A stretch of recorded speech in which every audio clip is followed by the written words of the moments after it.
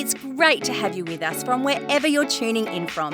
For more information about Elevate Church or to contact us, head to our website elevatechurch.me and take us wherever you go by downloading our Elevate Church AU app. We hope this message inspires and helps you to take your next steps in your journey. Well, good morning. Happy Easter Sunday to you all. I want to start this morning. By the way, good choice, long weekend. You chose to be here on the Sunday morning. Pepe, buona Pasqua. We've got the Italian contingent growing. Italy's closed, but the Italians in Perth are open for business, so awesome. Hey, I want to start by talking about sleep. Any morning people here? Anybody consider yourself morning people? What about night people? Any night people here? You guys stand at different ends of the spectrum. I understand that. Morning people, you'll say, thank God it's morning. Night people say, oh God, it's morning. Morning people, sunrise is your cue to get up. Night people, sunrise is your cue that it might be time to go to bed. Gosh. Morning people, you like to post sunrise pictures on your social media. Night people, you pretty much got nothing to show for the fact that you stayed up all night. So apologies to all you night people that we continue to shame you for your lazy and ineffective life patterns. Morning people, you don't even know if your phone possesses a snooze button, and if it does, you've never used it. Night people, if pushing your snooze button was an Olympic sport, you would be a gold medal contender, and you know that about yourself. Morning people. I'm a morning person. Louis is a night person. We have a single bed, and we take turns. We do 8-hour shifts, and then the other 8 hours we go to work. Highly efficient. What about sleep talkers? Anybody, now you wouldn't know if you're a sleep talker, but anybody been told that they talk in their sleep? Any sleep talker? Really? Okay. There's a blog called The Sleep Talking Man, and the wife of the Sleep Talking Man, she likes to record the things that her husband says during the night and post them on to this blog. Here's a few examples of what the husband has said. It was such a good idea giving the guinea pigs wings. Flappy, flappy, flappy, fat bats, fat bats. Here's another one. Shh, shh, I'm telling you, your voice, my ears, a bad combination. Which if he's referring to his wife in this particular moment, he better thank God that he was asleep and wasn't aware that's what he was saying. And then here's a little bit of bonus content. Your mum is at the door again. Bury me deep. Plenty more where that came from. The Sleep Talking Man. What about sleepwalkers? Anybody been told that they walk in their sleep? Yeah, really, Nikki, you're really having a bad start to this Easter Sunday. Nikki's hands up for everything, except the morning person bit. I was told by my mother when I was about 7 years old that I walked once. I don't think I've done it before or since, but walked once. This is a nice High Wycombe story for Brandon, if you want. So in my parents' house, my house growing up, there was just one toilet, so it's a 3-by-1 house, one toilet, and so the typical thing, you would go into the laundry, and then the door to the right of the laundry is the toilet. So and this particular evening, obviously I needed to go to the toilet, needed to do number one, and I walked down the corridor, I turned into the laundry, and instead of turning right into the toilet, I turned left and opened the lid of the laundry hamper and did my number one. The clothes were already dirty, so no one got too upset about that particular thing. But here's the thing about sleepwalking is sometimes if we're not aware, if we're not staying alert, that it can actually be a bit of a picture of how we can find ourselves living. Because here's the thing, being alive isn't the same as actually living. Being alive means you're above ground and you have a pulse, but living is something more, something beyond, something that Jesus wants to bring the richness out in us. Now, I get it. Like, some of you might be thinking, is he about to launch into a Tony Robbins kind of, your life sucks and here's how to make it better? Because you have a job that, is just normal and you just do normal things. And it's not that at all. In fact, there's incredible power about the character that it takes to be consistent with the fundamentals in life. the things that aren't sexy. What's often referred to as chop wood, carry water. It's like there are certain tasks, certain things in daily life, weekly life, family life, work life, personal life, that they're not very sexy, but they're very important. Someone I know years ago said to me, I hate cooking. And, that's okay. You don't have to love cooking, but I hate cooking. And I'm like, really? Why? Well, because you cook and then everyone just eats it. And I'm like, I think you do understand the transaction, but what? But here's the thing. I'm not talking about skirting the fundamentals and only looking for the things in life that are Instagrammable.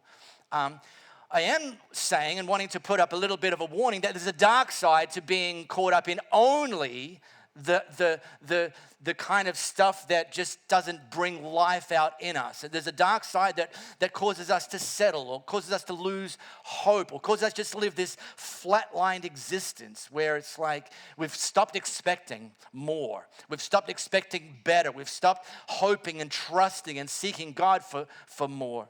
And Easter reminds us that there's always more. That even though you're going through life, that Jesus wants there to be a lot of life going through you. So I want to just show you something that Paul wrote. Now, Paul was kind of an entrepreneurial figure in the early church, and he would launch churches and then train up leaders and hand churches over, and he would keep in touch with them, in many cases, via letters. There's a church in a place called Ephesus, which is in modern-day Turkey, a port city there, and he wrote this to them as a kind of instruction come encouragement. Don't waste your time on useless work, mere busy work, the barren pursuits of darkness. Expose these things for the sham they are. It's a scandal when people waste their lives on things they must do in the darkness where normalcy.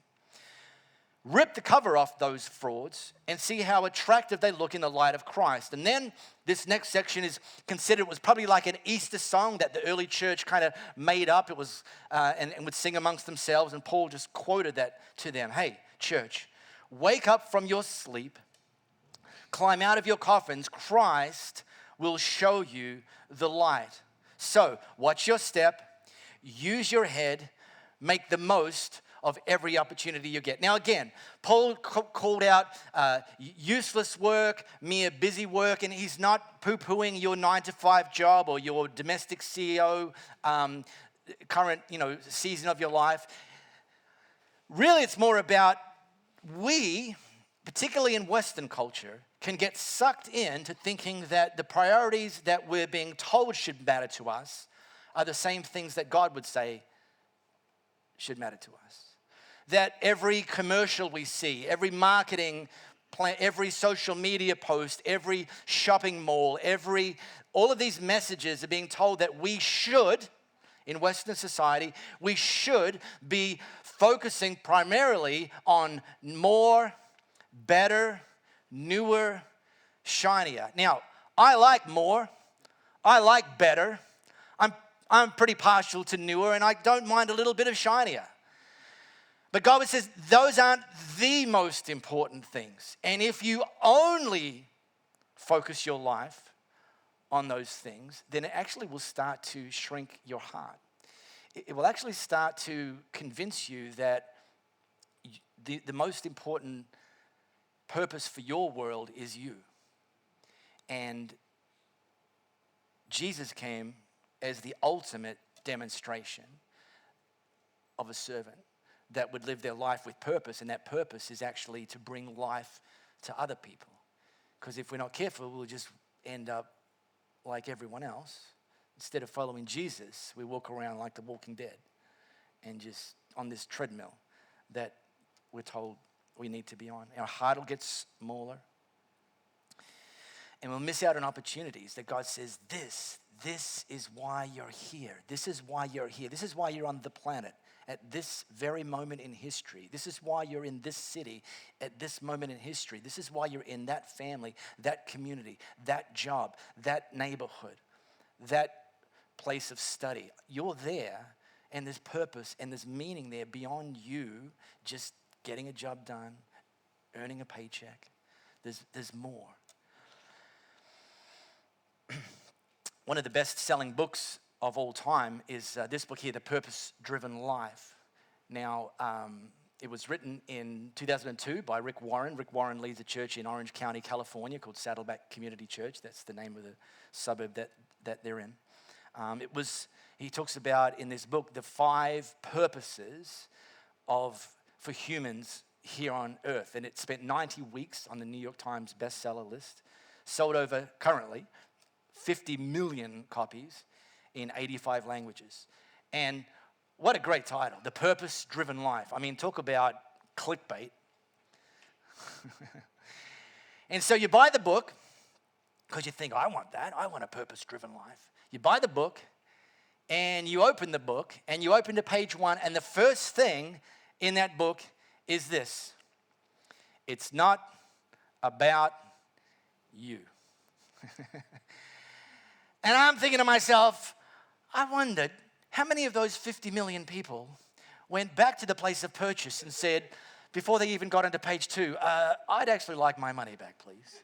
Because the opening line, I don't know if you've read it, told me it's not about me. And I wanted to buy a book that was all about me.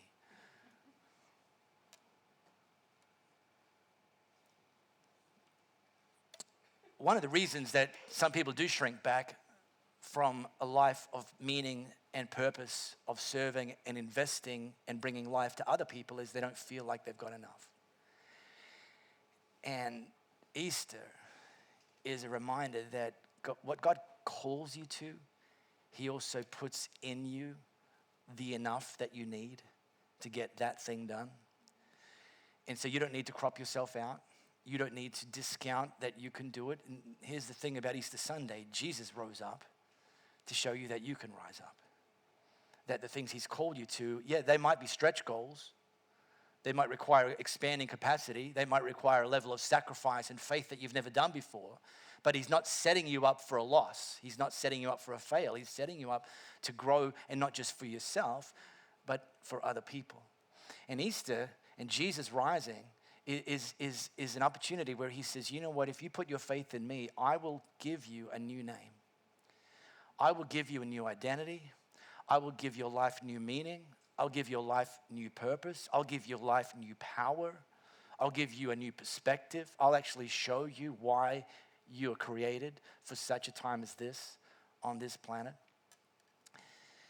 There's a spoken word artist named Hosanna Wong, and she's got this great piece that she calls I Have a New Name. Now, it goes for 7 minutes, so for the sake of time here, we're not going to play the whole thing. You can obviously watch that on YouTube. I'm going to read a few slices from it, and I'm not going to do this. White boy is not going to do them in a spoken word. But here's a few slices of Hosanna Wong's I Have a New Name. My name is not the name the world calls me. My name is not the name my past calls me. My name is not even the name my own mirror calls me, but my name is the name I answer to, and I can choose today from this moment forward to answer to a new name. When I hear lonely, that's not me. When I hear disgusting, that's not me.